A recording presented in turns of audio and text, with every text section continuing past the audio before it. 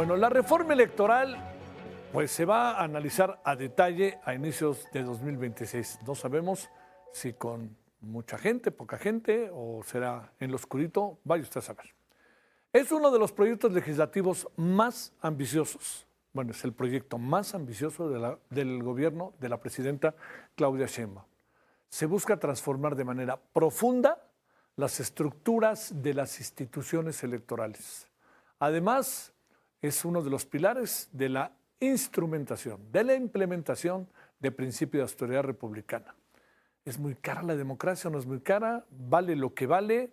Pues quien hoy gobierna sustentó su triunfo, por supuesto, en sus capacidades, en la forma en que convenció al electorado y en la forma en que fuimos gobernados. Pero pues, ¿qué? Ahora dejamos el dinero a un lado y ¿cómo le hacemos? Pero pues es la austeridad, austericidio, incluso lo dijo el expresidente López Obrador en alguna ocasión al referirse a muchas cosas que se hacían en materia económica en su gobierno, que es, pues, digamos, es un momento, es una situación fundamental para la Cuarta Transformación. También se propone una reducción de diputados y de senadores de representación proporcional. Estos, les recuerdo, son conocidos como los plurinominales. Se busca centralizar la organización de las elecciones. La Cámara de Diputados rechazó que la reforma electoral se apruebe en fast track. La diputada presidenta de la mesa directiva, Kenia López Rabadán, reiteró que estas modificaciones deben discutirse mediante un parlamento abierto. Explicó que existe una obligación ética del Congreso para escuchar a los expertos, los partidos políticos, academia y la organización civil. ¿Qué está en juego en el 2027? Más allá de lo que está en juego con la reforma misma. 17 gubernaturas en las que se encuentran algunas que internamente en esos estados, no nos hagamos, hay focos rojos. Guerrero, Sinaloa, está Zacatecas también, está Nuevo León, que tienen una condición diferente a Guerrero y a Sinaloa y a Michoacán. Y además se van a renovar 30 congresos estatales, los 500 diputados federales, 2.424 presidencias municipales y ayuntamientos. Y además, bueno, todo ello, no sé si tuvo oportunidad de ver lo que se publicó en el Heraldo hace como 2 semanas, que es un avance de por dónde irían, hoy una encuesta de por dónde iría todo ese proceso electoral 2027. Marco Antonio Baños, académico, ex consejero del Instituto Nacional Electoral. Te quiero agradecer muchísimo, Marco Antonio, que estés con nosotros esta noche y más en viernes. ¿Cómo te ha ido? Buenas noches. Muy buenas noches, Javier. Siempre es un honor estar en tu prestigiado espacio y muy agradecido por la oportunidad de opinar a lo largo de todo el año. Muchas gracias, Javier. Gracias, la verdad, y te adelanto mi agradecimiento de todo este año y de otros, mi querido Marco Antonio. A ver, ¿qué vas viendo de la reforma electoral, de lo que está pasando? A ver, te diré una cosa, otra vez está el tema del dinero. Ha habido gente en la Cámara de Senadores y Diputados que también ha dicho, es que el dinero sí es un factor, pero no podemos de la noche a la mañana quitarlo, ¿no? ¿Qué vamos a hacer? Por las razones mismas de la democracia, OPLES, todo eso, que lo hemos platicado, pero a ver, ¿qué podemos decir para acabar el año de lo que se nos viene ahí? Bueno, creo, Javier, que podemos decir que, como bien lo mencionaste, vamos a iniciar un 2026 con una de las discusiones más relevantes en materia política del país. Se pretende una transformación radical del modelo electoral que tenemos en México y la presidenta ha tenido la virtud de, digamos, esconder una redacción que se pudiera estar discutiendo. Hasta ahora nos han tenido discutiendo sobre cuestiones muy generales, pero que si bien son así generales, nos han dejado entrever cuáles son los propósitos centrales que se persiguen.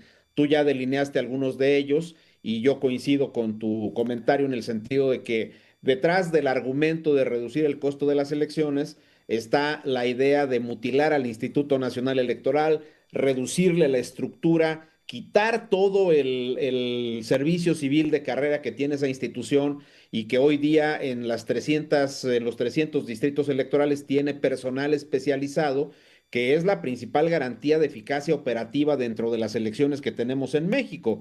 Pero se quiere quitar esa parte, reducir también una parte de las áreas centrales del INE, y se ha mencionado mucho, y es una discusión que cobró una gran relevancia en estas últimas 2 semanas, la idea de que los OPLES pudieran ser suprimidos. Los OPLES son los INES chiquitos, los minines de cada una de las entidades federativas que hacen las elecciones locales. La presidenta decía en una de las mañaneras de la semana que tienen atribuciones que están duplicadas con el INE, pero yo creo que no es así, que cada uno tiene su ámbito de competencias, de facultades, pero la presidenta así lo ha mencionado. Y bueno, hay un tema que es muy delicado, que es el asunto de reducir el financiamiento a los partidos y asociado al asunto que tú mencionabas de quitar las diputaciones plurinominales o todos los espacios, Ujú, senadurías ujú. y las diputaciones de carácter plurinominal. Entonces, tú quitas el dinero y al mismo tiempo quitas los mecanismos de representación proporcional, pues entonces eliminas la posibilidad de que exista una representación plural en los congresos que tenemos en nuestro país. Esa parte es muy grave, muy delicada, y por eso creo que sí merece que se señale que se trata de un intento de una de las transformaciones más importantes que podría tener la vida pública de nuestro país. Creo yo también que detrás de la reforma electoral que impulsa la presidenta existen dos objetivos generales. Uno, que tiene que ver con el control absoluto de los órganos electorales. Creo que el morenismo se ha caracterizado por desaparecer aquello que le genera obstáculos, frenos, contrapesos. Quitaron, por ejemplo, al INAI, politizaron al Poder Judicial e impusieron a las personas juzgadoras por la vía de los famosos acordeones. Les falta un tramito chiquito nada más del INE, ¿eh? Porque al final de cuentas el Tribunal Electoral, pues, perdón que lo diga con esa claridad, pero ya es de ellos. El Tribunal Electoral ya funciona como una especie de aliado o de apéndice incluso de los designios del gobierno. En el INE, pues todavía hay una mayoría, una minoría de consejeros que de repente generan posturas que le incomodan a la presidenta. No olvidemos que cuando se estaban realizando los cómputos de las elecciones judiciales, hubo un grupo de consejeros que consideró que se tenía que anular la elección, y eso le generó una enorme molestia a la presidenta, y de ahí inmediatamente retomó el tema de la reforma electoral. Lo dijo de manera expresa que era por ese tema. Ese era uno de sus pretextos, porque al final de cuentas lo tenía dentro de sus 100 compromisos de gobierno que dio a conocer en aquel discurso de su toma de protesta. Después de la toma de protesta en el Congreso, lo hizo en el Zócalo y ahí Sí. presentó estos famosos puntos.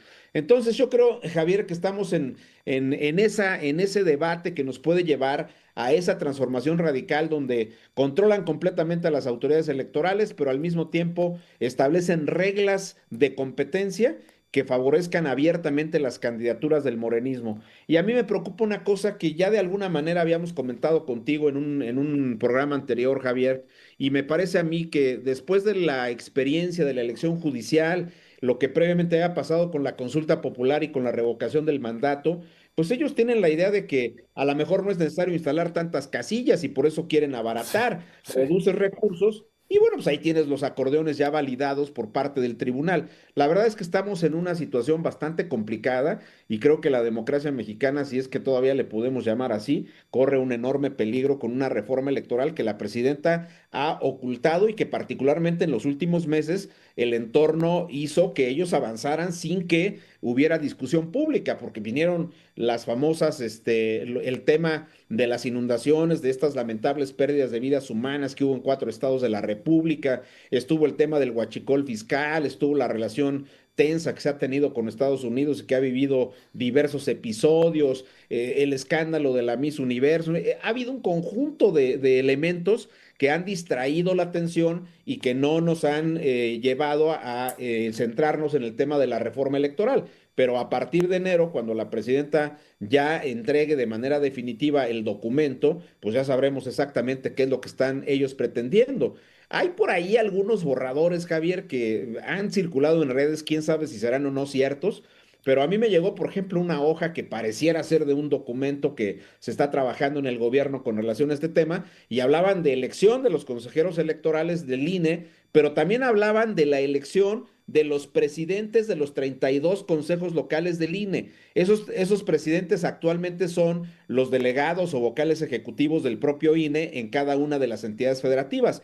Ah, pues también en ese borrador que parecía, insisto, no me atrevo a decir que sea la redacción que están haciendo ellos, pero de ser cierto, pues sería terrible porque también los quieren someter a elección. Entonces, yo creo que sí vamos a tener un tema muy grande y mucho me temo, mi querido Javier, que pese a esta enorme cantidad de propuestas, Pablo Gómez dijo que eran como 1,200, pues mucho me temo que no les van a hacer caso y que la iniciativa de Claudio X González, la propuesta que presentó Somos México y otras organizaciones ciudadanas, a mí me da la impresión de que no van a ser tomadas en consideración y que van a terminar haciendo lo que nos anunció Fernández Noroña, lo que nos anunció Ricardo Monreal, lo que nos dijo el propio Pablo Gómez, van a imponer a sus mayorías y van a delinear un conjunto de reglas completamente diferentes para el juego político electoral de nuestro país. Pablo Gómez dijo, Marco Antonio, es un asunto de aritmética, ¿te acuerdas? Sí, por supuesto, al inicio de los trabajos, allá por los primeros días de Sí. agosto, usó esas expresiones y Monreal, que siempre suele ser un poquito más político y cuidadoso para decir, pero pues al final siempre hace lo que le conviene al morenismo, Sí.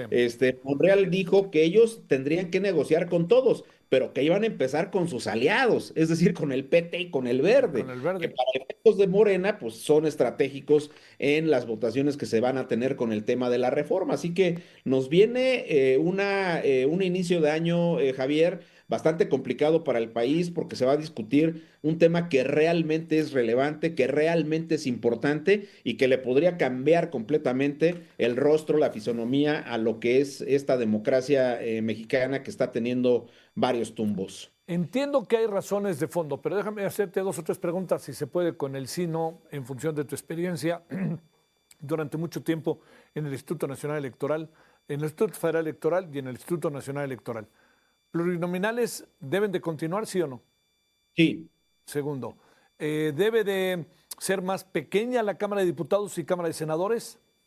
sí, también se puede, pero hay que mantener un esquema de representación donde los porcentajes de los votos se acerquen mucho a la forma en que se asignan las curules. Número de curules en forma más o menos igual al porcentaje de los votos que tú tienes en Sí, en las urnas, sí, sí, sí. ¿no? O sea, también hay algo, el que quede en segundo lugar puede quedar a 3 votos del primer lugar. ¿Cómo dejas de considerarlo Claro, en la democracia? claro, por ¿No? supuesto. Sí, Y si tú no tienes un mecanismo que traduzca esos segundos, esos terceros lugares, que se puedan sumar todos esos votos y se traduzcan a asientos en la Cámara de Diputados, en la de Senadores y en los congresos locales, e incluso en la composición de los ayuntamientos, pues no vas a tener una representación plural, vas a tener órganos congresionales monocolores. Ese va a ser el sí. problema que vamos a tener en nuestro país. A ver, por último, ¿ves que esto está en lo oscurito y van a acabar haciendo lo que quieren, para decirlo de manera doméstica? Yo pienso, Javier, que ya tienen la iniciativa y que vuelvo a insistir, el entorno les ha ayudado para ocultarla, que la van a soltar sin más y que la van a aprobar con cierta celeridad, como lo hacen ellos con las leyes que realmente les importan. Bueno, Marco, pues ahora sí que sobre advertencia no hay engaño, ellos mismos lo han dicho, ¿no? Ellas y ellos, Sí, ¿no? Que quede claro. ellos Sí, no lo han anunciado y bueno, pues ahí están los resultados de la sobrerepresentación que se tuvo, ahí están las decisiones del INE, del tribunal, una serie de cosas, Javier, que hemos comentado con mucha amplitud contigo y con sale. tu generoso auditorio. Te mando un gran saludo, que tengas buen fin de año y buenas fiestas, Marco Antonio. Igualmente, Javier, sabes la Gracias. enorme admiración que te tengo. Hasta luego. Es